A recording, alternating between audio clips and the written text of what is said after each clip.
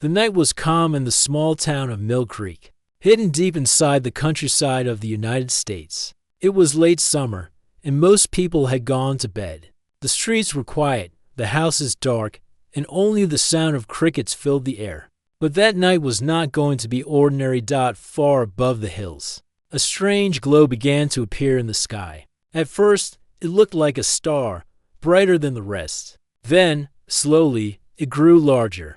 The glow spread across the sky, turning from white to blue, and then to a strange green color. A young boy named Danny, only 12 years old, was the first to notice. He was standing at his bedroom window, looking at the stars as he often did before sleep. When he saw the green light, he froze. His heart beat faster. This was not a shooting star. It was not a plane. The light moved as smoothly, as slowly, as if it was watching. Danny whispered to himself, What is that?" Across town, a farmer named Mr. Collins was finishing his work in the barn. He wiped the sweat from his forehead, ready to close the doors for the night. Then he noticed his cows making strange noises. They stamped their hooves, looking nervous, their eyes wide as if something invisible was near. He stepped outside, and his mouth fell open. There in the sky was the same green glow, now joined by 3 smaller lights circling around it. They spun in a perfect triangle, moving silently, without the sound of engines or wings. "This ain't right," Collins muttered, his voice shaking. On the empty highway nearby, a truck driver named Laura was driving through the night. She had music on low, her headlights cutting through the darkness. Suddenly, the radio filled with static. The music died. She hit the radio, thinking it was broken. But then she saw glowing lights ahead in the sky. They were moving fast, then slow, then stopping completely in the air. No plane could do that. She pulled her truck to the side of the road and stared. Her hands shook on the steering wheel. "What the hell?" she whispered. Within minutes, more people in Mill Creek were awake. Dogs barked. Porch lights flicked on. People came outside in their pajamas, pointing at the sky. The lights danced above them, sometimes vanishing, sometimes reappearing in a new spot. It was as if they were playing a game. Danny's parents pulled him away from the window. "It's nothing," his mother said nervously. "Probably some Air Force test." But her voice trembled. Even she did not believe her own words. In the local sheriff's office, the phone rang again and again. People were reporting strange lights, flying objects, and something not from this world. Sheriff Mason picked up one call after another, writing down the reports with shaking hands. He had lived in Mill Creek all his life, but he had never heard anything like this before. By midnight, the lights grew brighter, almost blinding. They formed a line, stretching across the sky like a giant arrow. Then, slowly, they tilted down, pointing directly at the town. People gasped. Some stepped back inside their houses, locking doors. Others stood frozen, unable to look away. Far away, in a dark military base, radar screens lit up with warnings. Unknown objects had entered restricted airspace. Officers leaned over the screens, confused. The objects were moving too fast, then too slow, breaking every law of physics. One officer whispered, "Sir, we can't identify them." The commander frowned. "Don't release this. No press, no calls." This never happened, but outside in Mill Creek, it was happening. Back on the lonely highway, Laura the truck driver tried to start her engine again. The truck refused to move. She looked up through her windshield, and her heart almost stopped. One of the glowing lights had broken away from the others. It was now hovering low above the road, maybe 100 feet above her. Her radio sparked to life again, but this time there was no music, only a strange humming sound, a vibration, deep and heavy, that shook her chest. She ducked, covering her head, whispering prayers. But curiosity made her look again. The object was circular, glowing with blue and white light. The edges shimmered, almost as if they were not solid. It was not a plane. It was not a helicopter. It was something else, something she had never seen before. And then, just as quickly as it had appeared, the object vanished into the sky. No sound, no trail. Just gone. Laura sat frozen in her truck, unable to breathe. Back in town, Danny lay in bed. his eyes wide open. He knew sleep would not come that night. In his mind, the green lights still danced above him. The whole town felt the same. Nobody could explain what they had seen. Nobody knew if it was real or just a dream shared by hundreds of people. But one thing was certain. This was not the end. This was only the beginning of a secret no one was ready to believe. The night after the strange lights in Mill Creek, news spread quietly. The government had said nothing, but whispers moved fast in small towns. People were talking in cafes, gas stations, and schools. Still, many thought it was just a local story, until more people hundreds of miles away began to see the same lights. The farmer's store in Kansas. On a wide field under a dark sky, a farmer named Ruth was checking her fences. She heard her horses making restless sounds. Their ears twitched. Their heads lifted toward the sky. When Ruth looked up, she froze. A shining object floated above her fields. It was shaped like a disc, spinning slowly, glowing pale white. It made no sound. The horses pulled against their ropes. Panicking, but Ruth could not move. The object hovered, and then a beam of light dropped down like a spotlight, cutting across her land. It glowed so bright she had to cover her eyes. When the beam faded, the ground where it touched was burned in a perfect circle. Ruth ran back to her house, shaking, and told her husband what she had seen. He didn't believe her until he saw the blackened circle the next morning. The trucker's story in Nevada. A man named Jacob was driving his truck through the desert. The road was empty for miles. His headlights cut through the darkness, and the only sound was the steady hum of the engine. Suddenly, his radio went silent. A buzzing filled the air. Jacob looked in his mirror and gasped. Behind his truck, glowing lights were following him. 3, maybe 4, moving together like a pack of wolves.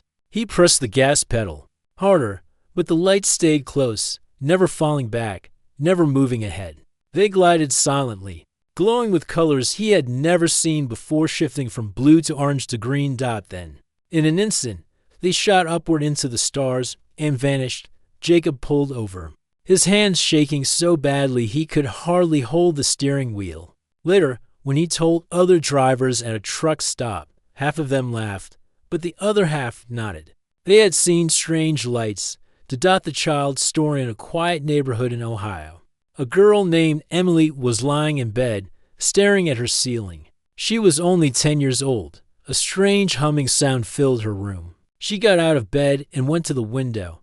There it was, a silver object hovering above the trees. It looked alive, like it was breathing, pulsing with light. Emily pressed her face to the glass, too amazed to be afraid. The object tilted slightly, and for a brief second, she thought she saw a shadow inside, a shape like a person, standing near a window of the craft.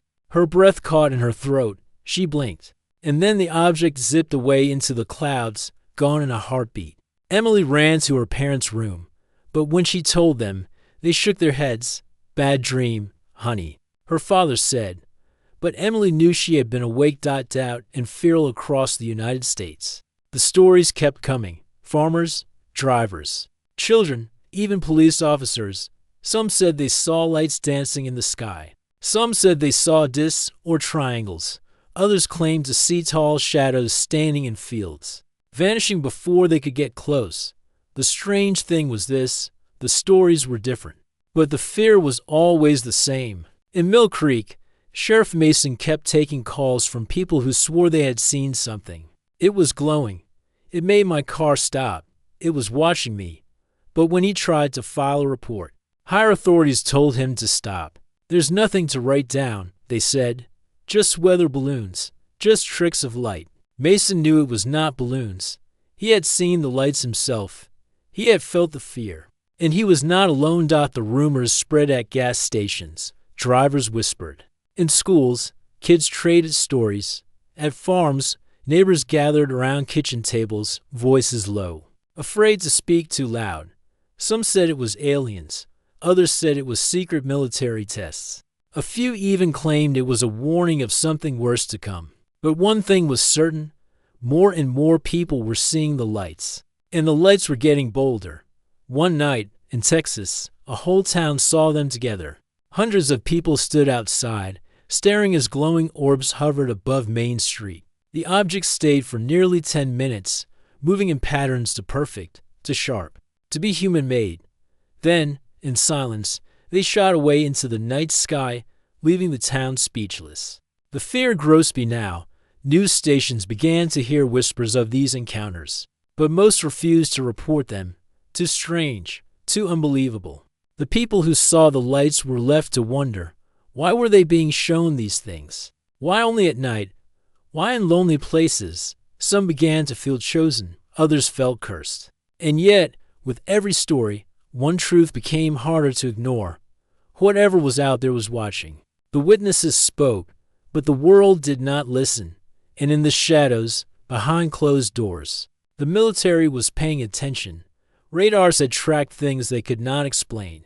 Planes had chased objects that vanished into thin air. The question was no longer, are people seeing things? The question was, what do they want? The answer was coming soon. While the small towns whispered and the witnesses trembled, far away in hidden places, powerful men and women already knew. They had seen the radar screens. They had read the reports. They had heard the pilots' voices shaking over the radio. But they did not want the world to know. The radar room at an Air Force base in New Mexico. A radar operator named Clark stared at his screen. Small green dots moved across the dark radar circle. They were not airplanes. They were not satellites. One dot moved faster than a fighter jet could ever fly. Another stopped completely in midair, as if hanging from an invisible string. Sir, Clark whispered to his commander, we've got unknown objects, multiple. They're moving impossible speeds. The commander frowned. How high? 30,000 feet. No sound, no transponder signals. They're just there. The commander's face grew pale.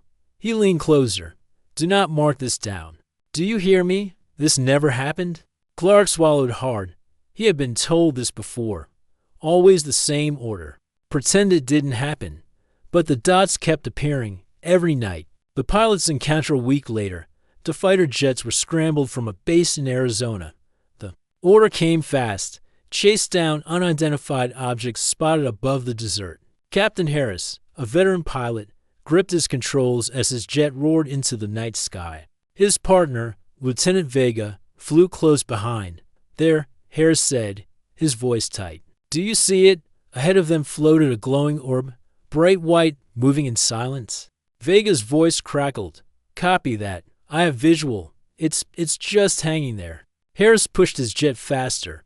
The orb shot away in a blink, vanishing like a spark. He gasped, checking his instruments. It's gone. But seconds later, the orb reappeared behind them. It was following their jets. Impossible, Vega whispered. Nothing moves like that.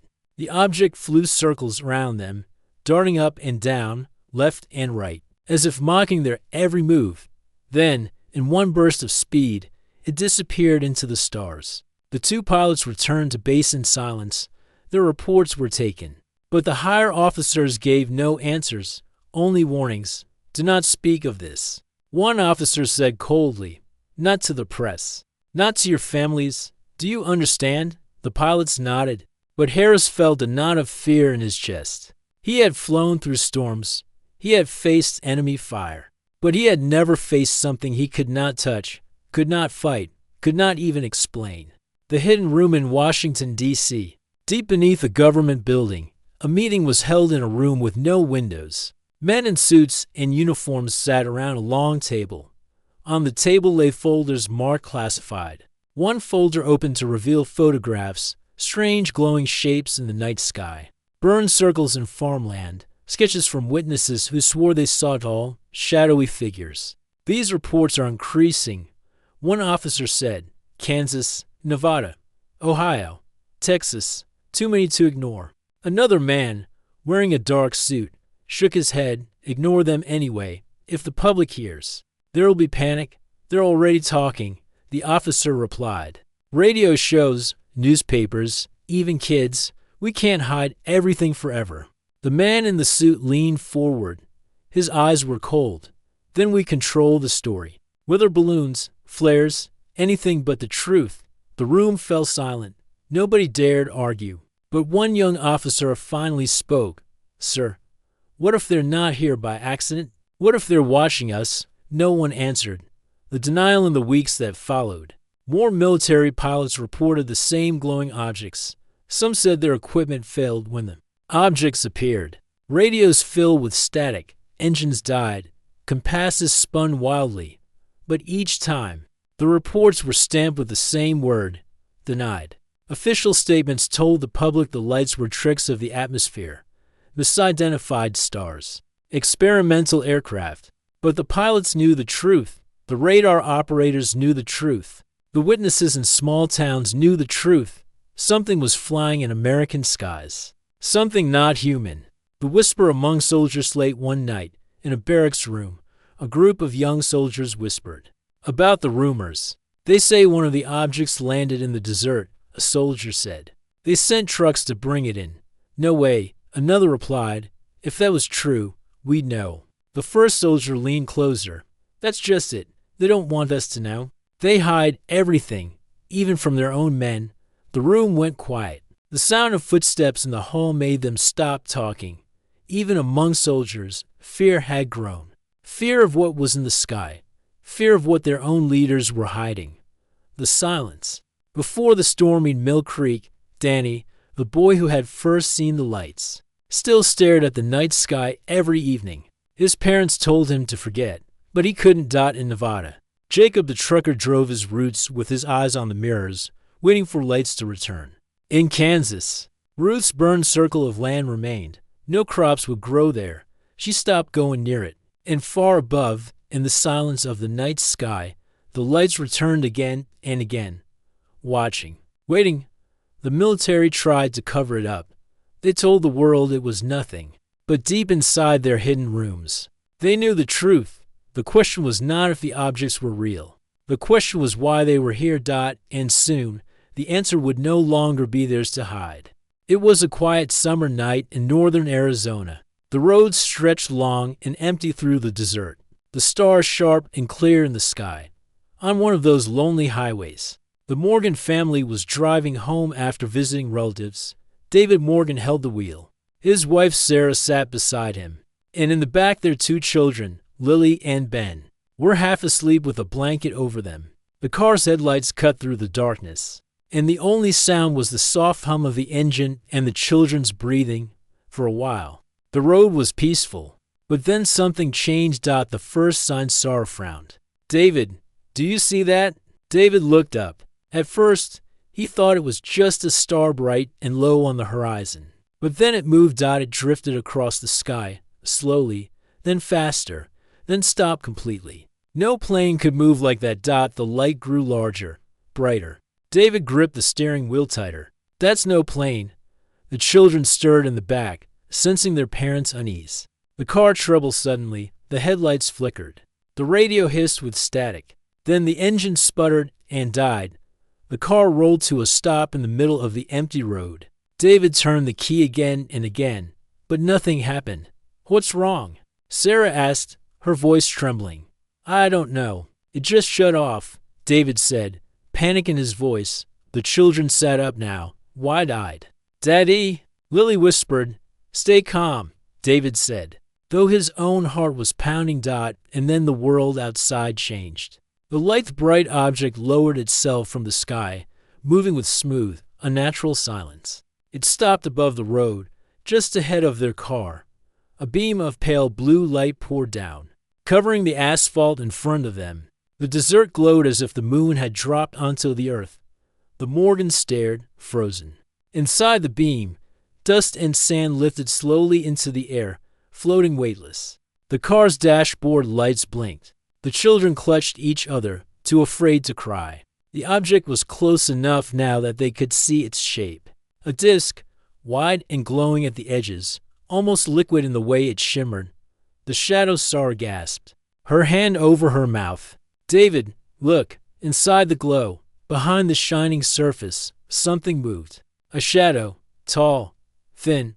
It shifted slowly, as if walking. But no details could be seen, only the outline of a figure, silhouetted against the strange light. David's blood ran cold. His instincts told him to run, but there was nowhere to go. The shadow paused, then vanished as quickly as it had appeared. The sound car filled with a low humming noise, deep and heavy, vibrating through the seats and the children's bones. It was not like any engine, not like any machine they had heard before. The sound grew louder, shaking the windows, shaking their hearts. Lily covered her ears, tears streaming down her face. "Make it stop," she cried, and then, as suddenly as it began, the sound ended. The beam of light blinked out. The glowing disc tilted upward, hovered for a second, and then shot into the sky at impossible speed. In one blink, it was gone. The road was dark again, silent, aftermath for a long moment. No one in the car spoke. Only the sound of their own breathing filled the air. Finally, Sarah whispered, "What just happened?" David shook his head, his hands trembling on the wheel. "I don't know." The engine suddenly roared back to life, as if nothing had happened. The headlights returned. The radio played faint music again. The family sat in stunned silence. The children clung to their mother. David pressed the gas pedal, desperate to leave the place behind. The unseen Markby the next morning, the Morgans were back home, safe but shaken. They did not tell many people. Who would believe them? A flying disc, a beam of light, a shadow inside? It sounded like a story made up to scare children. But David could not forget the way the car had died. He could not forget the sound. He could not forget the shadow moving inside the glow dot, and when he checked the car later that day, he noticed something strange. On the roof, where the beam of light had touched, the paint was burned in a perfect circle. No one could explain it. Whispers in the dark that night. David sat outside, staring at the stars. He wondered if the object was still out there, watching. Across America, more and more families, drivers, and farmers were whispering the same things. Strange lights, car engines dying, shadows in the glow dot. The encounters were no longer just lights in the sky. They were closer, more personal. And one thing was becoming clear. Whoever controlled these objects was not hiding anymore. They were letting people know they were here. The Morgans would never forget that night on the highway. The children would never forget the sound. And the burned circle on the car roof would never disappear. It was not just a story. It was real, and it was only the beginning. Not all who saw the lights were left untouched. Some came back with strange marks. Some came back with memories they could not explain. And some came back with nothing at all hours missing, minds broken. Stories too frightening to believe. This was the case of John Miller. The night driver John was an ordinary man. He worked in a small factory in New Mexico and lived alone in a modest house. He was not the kind of man who told ghost stories or chased mysteries. But one night, while driving home from work, his life changed forever. The road was quiet, empty except for his old car rolling over the asphalt. The clock on his dashboard read 11:47 p.m. He remembered that clearly, because he kept glancing at it, tired from the long day. That was when he saw the light dot at first. It hovered far ahead, just above the desert horizon. He thought it was a helicopter, but then it moved fast, then slow, then sideways. No helicopter moved like that. The light grew brighter, closer. His car began to shake. Then, suddenly, the engine died. The missing time. John cursed under his breath, trying to restart the car. The headlights flickered, then went black. The light outside grew stronger, flooding his car with a pale blue glow. John felt a pressure in his head, like something heavy pressing down on his thoughts. His eyelids grew heavy. And then nothing. When he opened his eyes again, he was sitting in the same car. The engine was off. The headlights were still dead. But the clock on the dashboard no longer read 11:47 p.m. It read to 12 a.m. More than 2 hours had passed. 2 hours gone, with no memory. The fragments. At first, John thought maybe he had fallen asleep. But when he touched his face, his skin was damp with sweat. His clothes were wrinkled, like he had been pulled or moved. And then the fragments came. Not dreams, not full memories, just flashes, a room filled with white light, too bright to see walls or ceilings. Shadows moving around him, tall and thin, their faces hidden. A cold table beneath his back. The sound of clicking, like metal tools being used, and voices soft inside his head, not with words, but with thoughts. Do not fear. Do not resist. John shook his head violently, gripping the steering wheel. No, he whispered to himself. No, that's not real. That didn't happen. But deep down, he knew it had. The return when he finally turned the key. The engine started as if nothing had happened. He drove home in silence, his knuckles white on the wheel. But once home, he noticed something strange. On his right arm, just above the elbow, was a small red mark, perfectly round. No blood, no pain. Just there, like someone had burned a coin into his skin, and when he pressed it, a cold shiver ran down his spine. The tail-length next day, John tried to tell a friend at work. He explained the lights, the missing R's, the strange mark. His friend laughed nervously. Man, you were tired. You probably just fell asleep in your car. But John shook his head. No, I remember things. A room, shadows, voices. The friend walked away, muttering that John needed rest. John never mentioned it again. Not to his friends, not to his family, not to anyone. But he knew the truth. He had been taken. The fear that followed Wedgen began sleeping with his lights on. He locked his doors twice, sometimes 3 times. He kept a baseball bat by his bed, but the dreams or maybe memories never stopped. Sometimes he woke in the middle of the night, paralyzed, unable to move, his eyes wide open, his body frozen, while he felt something watching him in the room. Other times, he heard the humming sound, the same one from that night, vibrating through his walls, through his bones. He told himself it was just his mind. But when he woke one morning with a second red mark, this time on his leg, his fear grew into terror. The unanswered question: what happened during those missing 2 hours? John never knew the full truth. He never wanted to. But deep inside, he understood one thing.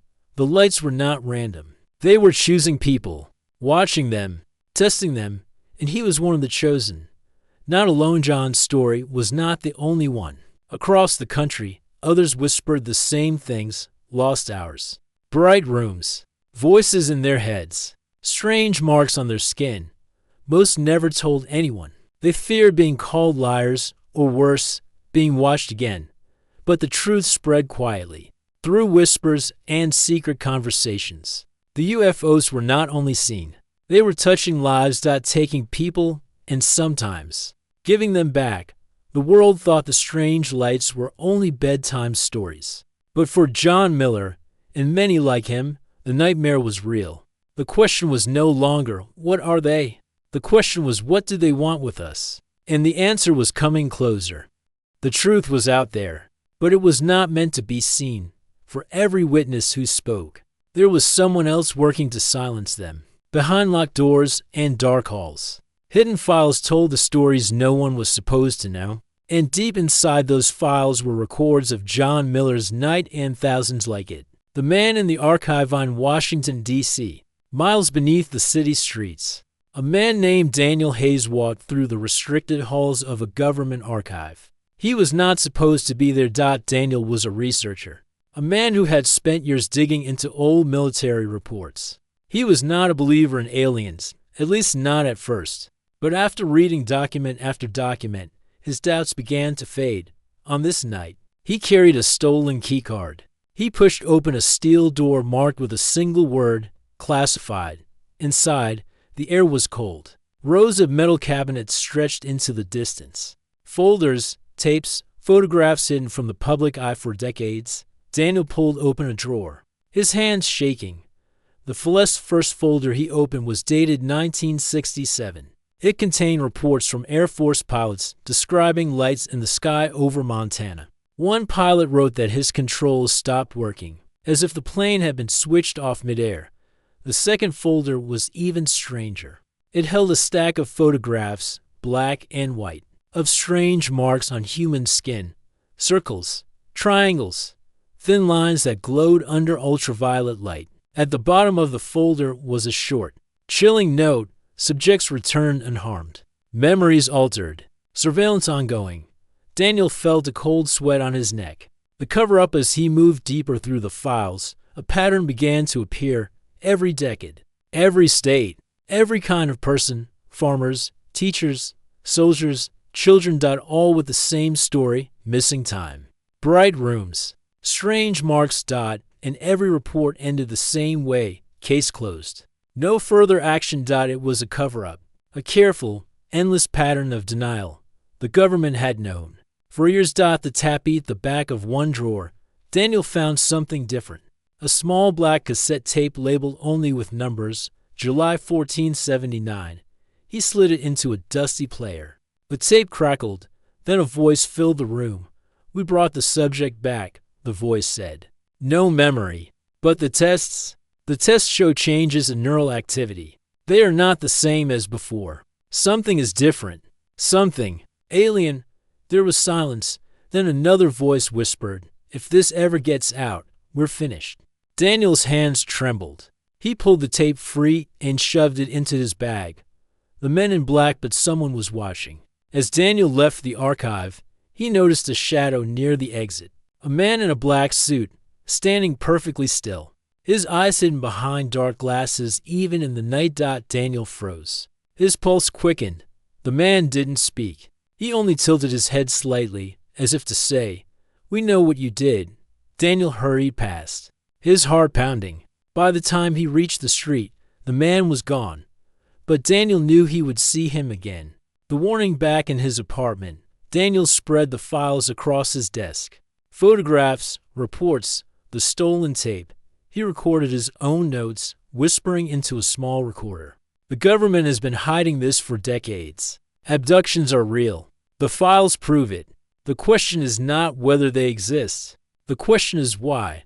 But even as he spoke, he felt a presence outside his window. He pulled back the curtain. Across the street, under a flickering street light, the same man in black stood silently, watching. Daniel closed the curtain quickly, his breath heavy.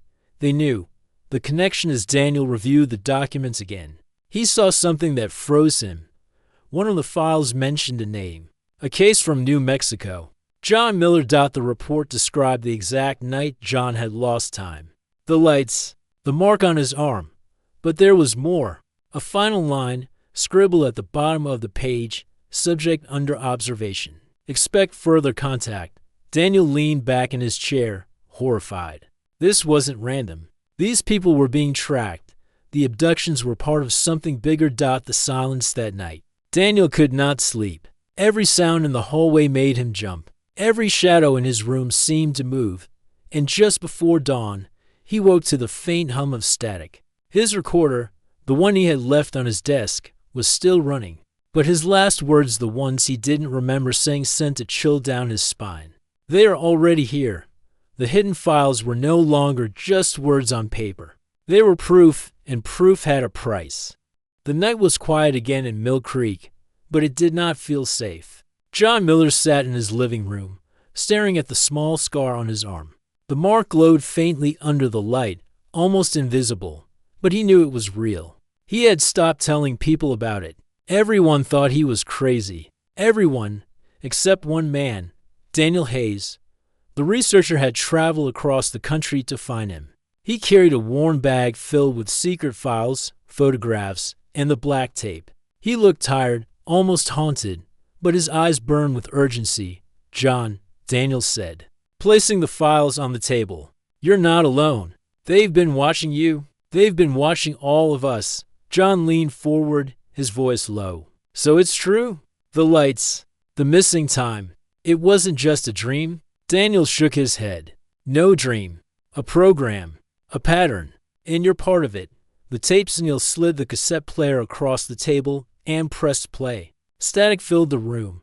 Then voices whispered. Subject Miller returned unharmed. Neural scans suggest changes. Monitor closely. Expect future contact. John's heart stopped. His name, his life, hidden in a government file he had never seen. They knew, John whispered. All these years? They knew. Daniel nodded. And they never planned to tell you? The lights returned that night as the two men spoke. The sky above Mill Creek began to glow again. First one light, then three, then a dozen. They moved in patterns, silent, smooth, Impossible. John stood at the window, frozen. It's happening again. Daniel grabbed his bag. Then this is our chance. If we record this, if we show the world, they can't hide it anymore. But John shook his head slowly. His voice was heavy with fear. You don't understand. They don't want to be stopped. They want us to know just enough. Enough to be afraid. The vanishing power went out across the town.